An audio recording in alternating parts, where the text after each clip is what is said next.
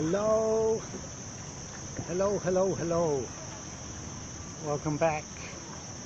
And yeah, I thought I would take another opportunity to elaborate on some things I shared yesterday. I alluded to in a post about an hour ago that little Miss might join me, and couldn't quite make that work. She's actually about 10 feet from me, hanging out with Ellie's dad. So they've just been for a swim behind me, which I guess kind of segues into desires of why we world school. Hi Tonya, nice to see you again. Yeah, the way we've been working, Ellie and I, is that we've been trying to juggle. One is looking after little Miss and one is working, and since we left 18 months ago, that's been a complete and utter experiment of how we can make that work.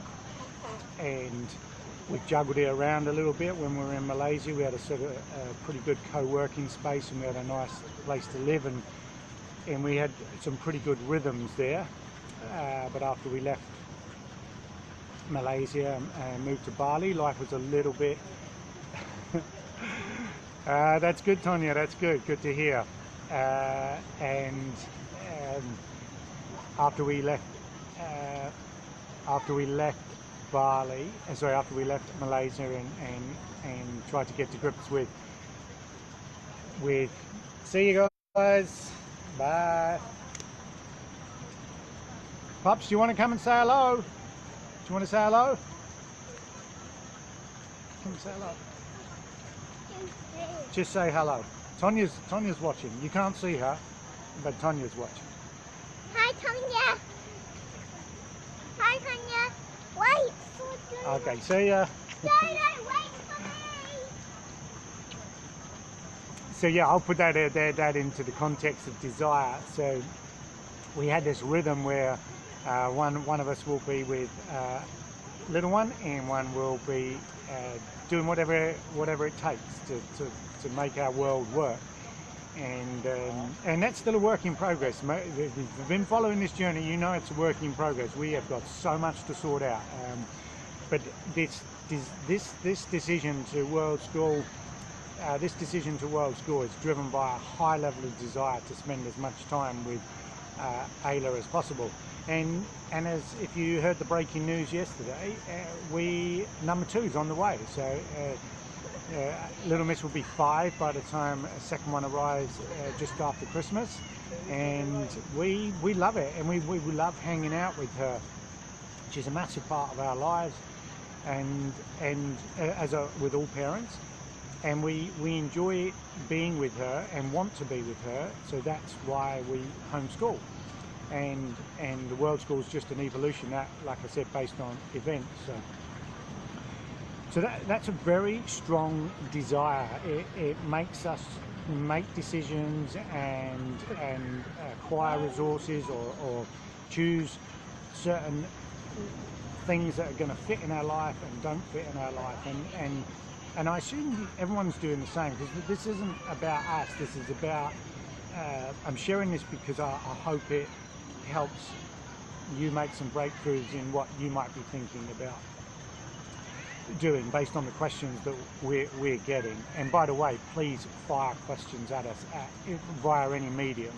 If you want to do it via these live chats, if you want to do it private messaging, myself, Ellie, via email, if you know how to contact us, Instagram, all those things, you can find ways to contact us, and we love answering your questions, not because we have all the answers and not because there is all the answers that exist, but there are resources and there are networks that can make this work. So I'm trying to reinforce that this desire fuels making a decision about how Ellie and I will work. So for example, it's a Tuesday. At the moment our pattern is that on Tuesdays I look after Ayla, and on Wednesdays and Thursdays Ellie looks after her, and on Fridays I look after her, Mondays Ellie looks after her. So it's like a 3 and a 2, and we juggle the weekends as best we can to try and purely be family time. But the beauty is we can do what the hell we like. We're just doing that to try and get in a rhythm of what works for us. So,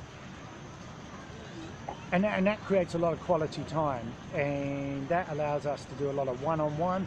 Now, for those of you who know, she's 4.5, so she's not even into school years. So there's no real learning structure going on.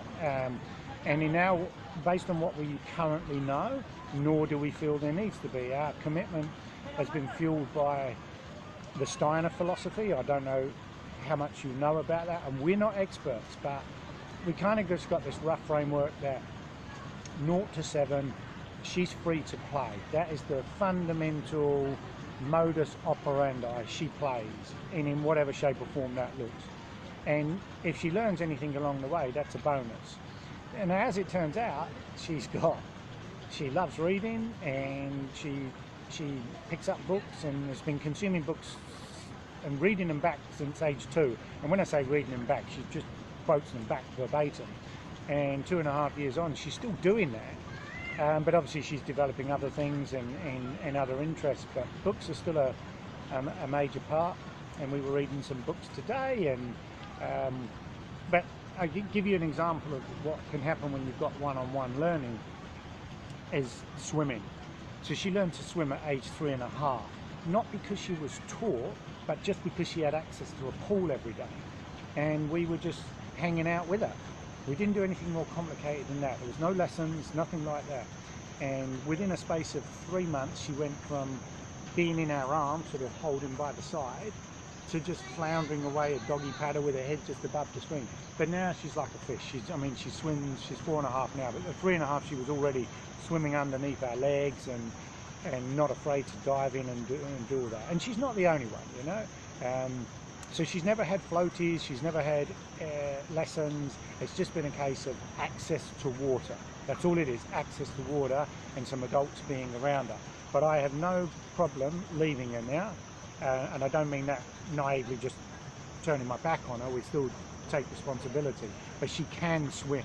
She knows how to not just get her head above the water, she knows how to get from one side to the other, and we have a lot of confidence in her, but obviously within reason of not getting rid of our parental obligations. But I used to have nightmares about her drowning, and now I don't. So I don't know whether all parents have that, but I did, but not anymore.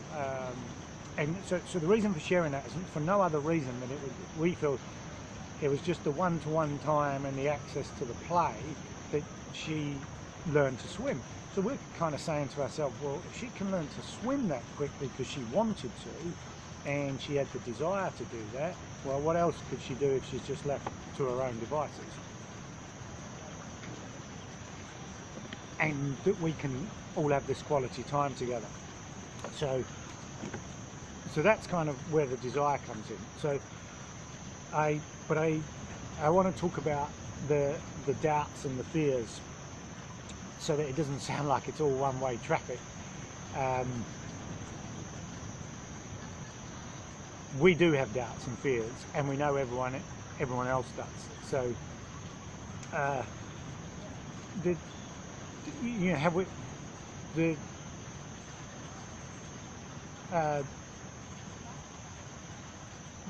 thanks, Donya. There's doubts about confidence. You know, do you have the confidence in your doubts about yourself? Do you have the confidence to do whatever you need to do to make it work? And I have no idea. I've made lots of mistakes in my life, and I'm not afraid to talk about those. Mistakes are the building blocks of life. You know, if you're afraid to fail, you're never going to do anything. So the more, you know, a lot of business successful people, they say, you know, fail fast and fail often, because you need to get all those mistakes out of the way to move on to the track. Well, I'm living proof of that. We keep doing it and keep dusting ourselves down and going again. And homeschooling, there is no right or wrong way to do it. You've got to find a formula that works for you. and be and overcome your doubts and your fears. And then of course there's the confidence in the child and making sure they have confidence. Do you need to plan? You've got on the home educating spectrum. There's everything from home educating via, or shall we say homeschooling, which is really just taking the school system and bringing it into your house, and you educate with the local school curriculum, and yeah, so it's just the school system at home. You're doing it, and then you can take that right to the other extreme, and that's the unschooling definition. And there's no there's no dictionary definition. These are sort of definitions you sort of pick up on the journey. The unschooling is where there's no curriculum and it's child-led, and the child gets to choose what they want to learn. And I guess world schooling for us is just an evolution of the unschooling thing, where it's just you're doing it on the road. So you know, we know, yesterday I talked about the community of friends we had in Christchurch, and most of those were probably on the unschooling spectrum. They were tapping into curriculums as they were sort of led by their child, but I wasn't aware that they were under any particular structure. So planning is one of the doubts and the fears of that we have and are exploring. We don't know how that's going to pan out at the moment, because we're in this phase of 0 to 7. Predominantly she's got license to play, and anything else is a bonus. And when she gets to age 7, we will adjust our approach. But you know, there's another 2.5 years of learning and development to take place on her part and on our part between now and then. So who knows what will happen.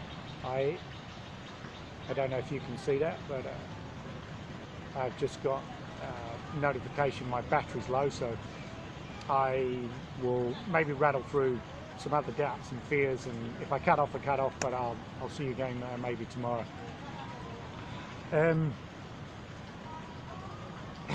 Doubts and fears, what about how you measure their results? How do you know whether they're progressing or not? Well, we watch. We are not comparing her against anything else, and I don't know how. Again, it all comes back to your desires and what your goals are, but we're not measuring against anything, and we're not with the same people all the time, so we got nothing to compare it to. She's our only child, and all we can see is, do we enjoy hanging out with this little girl? Does she look like she's flourishing? Is she learning things? Is she enjoying play? And she seems to be. She digests things when she wants, and seems to be developing. And but this is an everyday occurrence. I guess this is no different from at school. So, well, I assume it's no different from at school. I haven't really got that to compare to. But yeah, there's doubts and fears about whether she's performing, but to what standard? Against what? There's a long way to go before she needs to prove to anyone, if at all, that she's capable of doing this, that and the other to move on in the world. And who's to say when she will want to do that? So I'll maybe talk about how some of our friends are handling, you know, life in the future another time. But right now there's nothing for us to worry about how she's developing. She communicates, she plays, she melts down, she argues. She seems like she's growing up to be a normal kid from what I can see. But we'll keep an eye on that, and we'll see how that goes. What about another one that I know people have got concerns about is if your child has special gifts and special talents that you want to nurture, and that, you know, how do you make sure that you put them in an environment where they can flourish? Well, that's another legitimate doubt, and I don't have anything to offer in that space. Again, just at the moment, just calling on what reserves we have, just observing to see if she chooses any line of play or interest that we need to acknowledge and back up. But yeah, there's doubts and fears around how we will handle that when and if that becomes obvious as something that we need to deal with.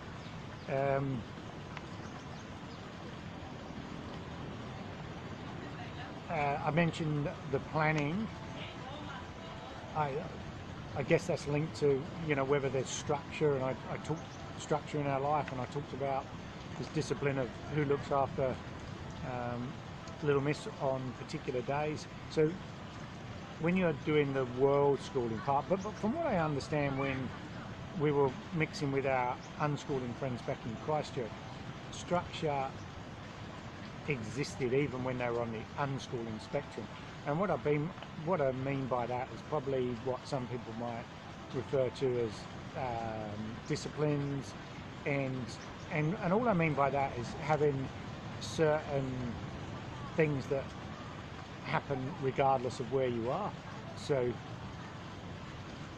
regardless of where we're world schooling, and all that means, as I said earlier, is that we're traveling, but it means every time we go, there are certain things that we will try and put in place that make it seem like that we can repeat routines. Yeah, and routines was a word I was looking for. So the routine of who looks after you on what day is something that has travelled across countries, and even if you're unschooling in one destination, I believe any doubts and fears around structure, routines, discipline, they are still, again, more valid doubts and fears that need to be addressed in some shape or form. But routines, we understand, are things that can help you overcome those. So I'm not gonna make this much longer. Yesterday we built on. I talked about why we were doing this, and gave you an outline of. It gave us the freedom to spend a lot of time with our child, and we met role models. We met role models who gave us the inspiration to. Hi Jane, hope all well where you are. We met plenty of role models who have given us the inspiration that our reason for doing this is strong and like others, and those inspirations help us with our doubts and fears. Any doubts and fears that we have about whether we can do this or whether we can't do this, they are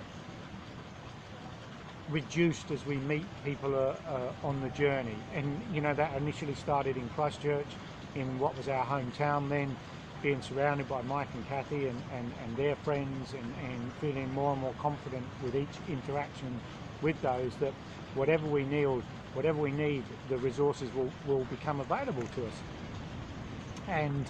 And so far that's how it's going. So I want to conclude with that last point, that the resources do seem to be appearing, and they appear in people. And some of you may be aware, if you've been following, that we are intending to. I talked about yesterday about how we knew of certain people before we left, and then as we went on the road, we met more and more people. So now people we knew of before we left are now our friends. Well, in October of this year, we are going to the Project World Schooling Family Summit. It's a 3, 4, 5 day summit where other world schooling families will be getting together, and that community and those type of events are extremely inspiring, extremely supportive, and we're I mean, if you heard the breaking news, I'll repeat, if you're tuning in late or watching this in bits, so our breaking news was number 2 is coming along. You know, Ellie's currently 18 weeks pregnant, and so number 2 will arrive after Christmas, and we'd already just booked to go to this summit in November, and so now we're like, oh, the timing is actually going to be just about right. So we'll be able to go to the summit and then return home to New Zealand to have the baby. And but we're really excited about getting to that summit and meeting even more people in a concentrated environment where we can just network and swap stories and understand how other people are doing it through newborns and older children. We've seen some teenagers. I talked about Letitia yesterday, who was my inspiration before I had even met Ellie, and we've subsequently met children of all different ages that are role models for how homeschool children can turn out, and it's just so, that alone to me is just exciting, and I can't wait to see more of these kids and see how some of these kids are thriving, you know. And in Bali we were hanging out with 11-year-olds with their own businesses. It's just crazy what they're capable of when they're given an environment they can flourish. So we don't know whether we can do it, and we don't know whether we can't do it, and we don't know whether she can do it, and we don't believe anyone will give us the answers, but all we can do is just keep staying present to our desires and keep staying present to our doubts and fears, and believing that the universe will continue to give us whatever we need. Thanks Jane. Yeah, things are happening, and we can't describe those, and if you stay tuned, follow the page, share this with others, I'm sure more will come out. It's taken me nearly 17-18 months to be able to get in a position that I will be able to do more and more live sharing, and I'm really keen to do that because I know people have questions about everything, and so I can't promise exactly how often and when, but it is a goal of mine to make that happen, and when number 2 comes along, we'll roll with the punches. So as I say, today I wanted to cross doubts and fears. Tomorrow I will touch on some of the mistakes we've made, and mistakes we know others have made that they've shared, and you can perhaps consider those in what you're doing. So as I say, I'm running out of battery and it's probably getting on, and I want to return to the family fold and enjoy some quality time with them all. So thanks for joining, whether you've joined live or late, and stay tuned tomorrow when I'll talk about some of the mistakes that home educating throws up, and some other things that are sort of on our mind and have come up in questions with people. So thanks once again, over and out from Thailand. Till next time, bye.